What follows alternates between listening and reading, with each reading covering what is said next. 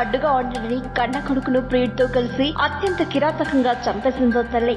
అంతటితో ఆగకుండా ఏమీ తెలియనట్లు పోలీస్ స్టేషన్ లో మిస్సింగ్ ఫిర్యాదు చేసి ఆపై పోలీసులు విచారణ చేయడం లేదంటూ ఏకంగా హైకోర్టు మెట్లెక్కింది. అయితే సిఐడి రంగంలోకి దిగడంతో ఏడాదిన్నర కాలంగా దాగున్న ఈ దారుణ హత్యోదంతం వెలుగులోకి వచ్చింది. నిజం నిగ్గు తెలిసిన కొద్ది గంటల్లోనే నిందితురాలైన తల్లి కూడా అనుమానాస్పద స్థితిలో ప్రాణాలు కోల్పోవడం కర్నూలు జిల్లాలో తీవ్ర సంచలనంగా మారింది. ఈ నమ్మకం కానీ ఘోరానికి సంబంధించిన వివరాలు ఇలా ఉన్నాయి. కర్నూలు జిల్లా కౌతల మండలం బడనేహాల్ గ్రామానికి చెందిన గంగమ్మ, చిన్నమల్లయ్య దంపతులకు 2 కుమారులు, 1 కుమార్తె ఉన్నారు. కొన్నేళ్ల క్రితం చిన్నమల్లయ్య రోడ్డు ప్రమాదంలో మరణించారు. భర్త చనిపోయిన తర్వాత గంగమ్మకు అదోని మండలం జయహొసలి గ్రామానికి చెందిన దుర్గప్ప అనే బంధువుతో వివాహేతర సంబంధం ఏర్పడింది. దుర్గప్ప తరచూ తమ ఇంటికి రావడం గంగమ్మ పెద్ద కుమారుడైన వీరేష్ కు అస్సలు నచ్చలేదు. ఈ విషయమై వీరేష్ తన తల్లితో దుర్గప్పతో పలుమార్లు తీవ్రంగా గొడవ పడ్డాడు. తమ బంధానికి అడ్డు వస్తున్న వీరేష్ ను ఎలాగైనా వదిలించుకోవాలని గంగమ్మ ప్రియుడు దుర్గప్ప పథకం వేశారు.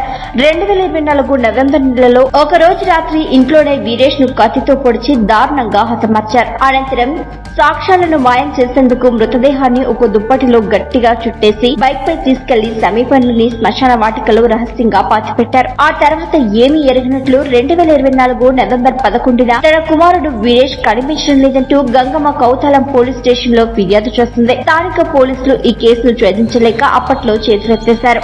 కుమారుడి మిస్సింగ్ కేసు ఆధారంగా చేసుకుని హైకోర్టును ఆశ్రయిస్తే ప్రభుత్వం నుండి నష్టపరిహారం వస్తాయని కొందరు సలహా ఇవ్వడంతో గంగమ్మ ఆశపడింది. తన కొడుకు అదృశ్యంపై పోలీసులు సరిగ్గా విచారణ చేయలేదంటూ ఆమె హైకోర్టు పిటిషన్ దాఖలు చేసింది. ఈ పిటిషన్ ను తీవ్రంగా పరిగణించిన హైకోర్టు వీరేష్ అదృశ్యంపై 2 వారాల్లో పూర్తి నివేదిక ఇవ్వాలని సిఐడిని ఆదేశించింది. దీంతో డీజీపీ ఆదేశాల మేరకు గుంటూరు సిఐడి అదనపు ఎస్పీ సుప్రజ, డీఎస్పీ రవికుమార్ నేతృత్వంలో ప్రత్యేక విచారణ బృందం ఏర్పాటైంది.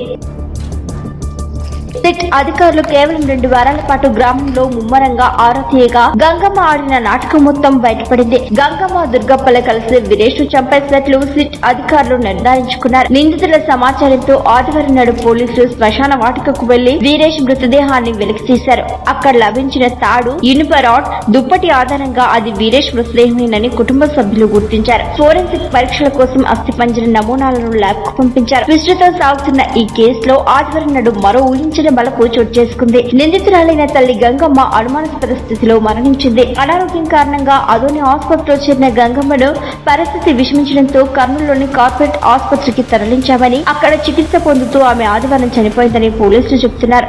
అయితే గంగమ్మను విచారణ నిమిత్తం పోలీసులు తీసుకెళ్లిన తర్వాతే లాకప్ లోనే ఆమె చనిపోయిందని గ్రామస్తులు, బంధువులు తీవ్రంగా ఆరోపిస్తున్నారు. గంగమ్మ మృతదేహాన్ని పోలీసులు భారీ బందోబస్తు మధ్య గ్రామానికి తీసుకొచ్చి హడావుడిగా అంత్యక్రియలు నిర్వహించడం ఈ అనుమానాలకు మరింత బలాన్ని చేకూర్చింది. ప్రస్తుతం గంగమ్మ మృతిని అనుమానాస్పద మృతిగా పోలీసులు కేసు నమోదు చేశారు.